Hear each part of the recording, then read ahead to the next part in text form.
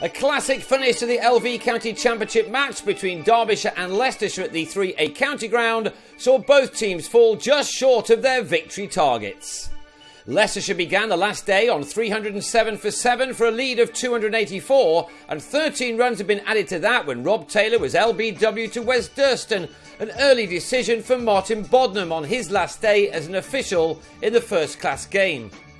Durston then picked up his 5th wicket, the 4th time he's managed that in his career. Zach Chappell unable to repeat his first innings heroics as he was stumped on 7. That had Leicestershire on 334 for 9, leading by 311, but Mark Cosgrove, who resumed his innings on 126, was still there and just cleared the rope off Durston. The skipper left his best performance of the season until the last, another maximum now taking him to his 150 off his 196th delivery.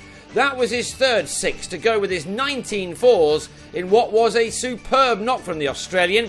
He was to end the summer as the 4th highest run scorer in the 2nd Division this year, some effort in a struggling team. He was out for 156, Durston ending with career best figures of 6 for 109, only 3 weeks since he did the same at the Oval with a slightly more expensive 6 for. He can be classed as a part-time spinner no longer. Leicestershire were all out for 363, and that left the home team a target of 341 in 81 overs, and we had a really good end to the season on our hands. Crucial for Derbyshire was a good start, and Ben Slater looked to play some shots when he was given the opportunity to do so. His opening partner Billy Godleman has had an outstanding second half of the season. This is trademark shot. He and Slater got through to lunch, which was taken with the score on 61 without loss, those runs being made off 15 overs. These two left-handers had given their side an ideal start, and on they went into the afternoon with some exquisite cricket shots. Godleman tucked into Ben Rain, taking 3 fours off 1 over as the former Middlesex and Essex man made it to another 50 off 74 balls, his partnership with Slater realising 103 runs in 26 overs. Rain then switched to over the wicket to trap Godleman in front for 51. He ended the summer with 1,069 championship runs, his best ever return. After that wicket, Derbyshire were becalmed, Slater finally getting to his second 50 of the match off 94 balls, an innings containing 7 fours. After Godleman was dismissed, only 6 runs were scored in an 8-over spell as the visiting attack put on the squeeze. This shot from Slater was out of keeping with the general tempo at this stage. He and Chesney Hughes using up a dozen overs in putting on 25 runs for the second wicket.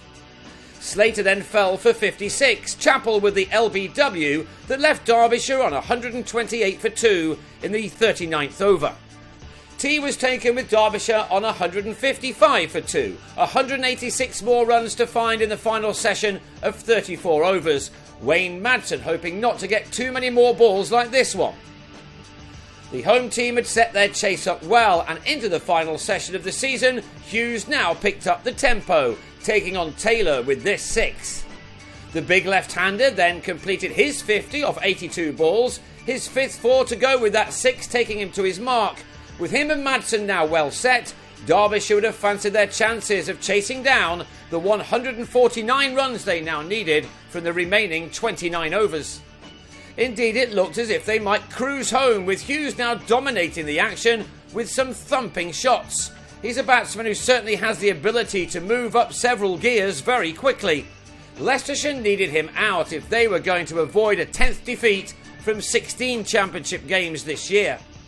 Madsen played his hand very well too. He recorded his second half century of the match and went beyond 1,000 championship runs too.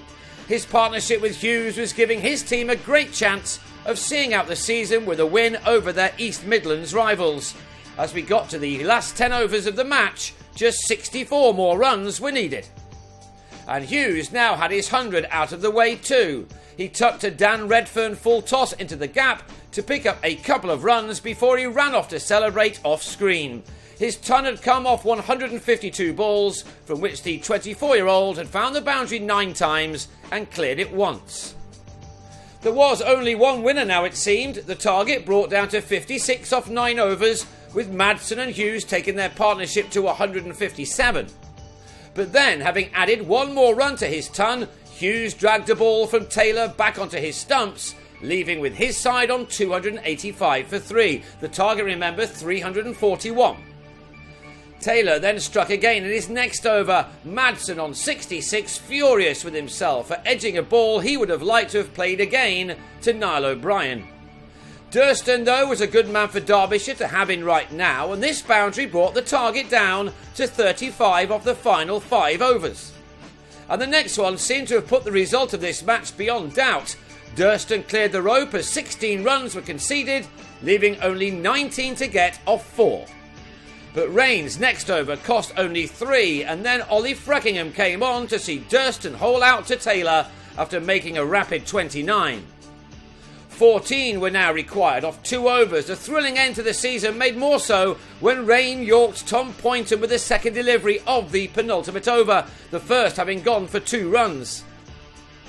The next 2 balls were dots, and then Tom Milnes took on a risky run to mid-off. He got away with that, but trying to claim an overthrow, he was run out, and that left 11 runs to get off the last 7 balls, but Derbyshire were now 7 men down. It was 11 off the last over, and Freckingham had the ball in his hand, bowling to Tom Knight, who drilled the first delivery through the covers and then watched his partner Tom Taylor be run out, although in truth, both batsmen could have gone in that way. The chase was now called off, and instead Knight blocked out the remaining 5 deliveries to end what was a terrific match and a wonderful advert for this competition.